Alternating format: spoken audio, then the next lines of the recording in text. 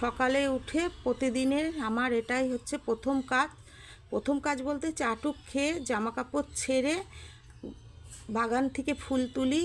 মানে যতটুকু ফুল হয় আমার গোপালের জন্য যথেষ্ট। তা ফুল তুলে এসে তারপর ওকে পুজো দিয়ে তারপরে বাড়ির সর্বস্ব কাজ করার চেষ্টা করি।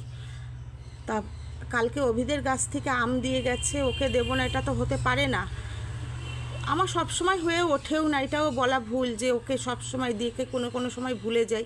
যাই হোক, ও আলাদা করা ছিল আমটা, ওর জন্যে ওকে এই আমটা সকালবেলা আজকে কেটে দিয়েছি। এতদিনে একটা আমও ওকে আমি দিতে পারিনি, ভুলেই যাই মানে আঁশের মধ্যে চলে যায়, তার জন্য ওকে আমটা দেওয়াই হয় না।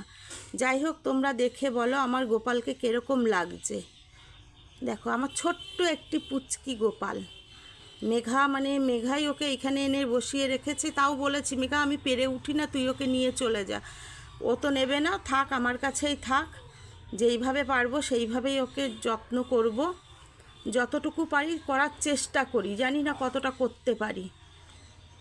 তাই এখানেও রাধাকৃষ্ণও আছে, এটাও মেঘারই কালেকশন। যেখান থেকে যা ছবি পাবে ও, মানে মেলায় যাক যেখানেই যাক, মানে ও একটা করে ঠাকুর এনে আমার ঘাড়ে গোছিয়েই দেবে।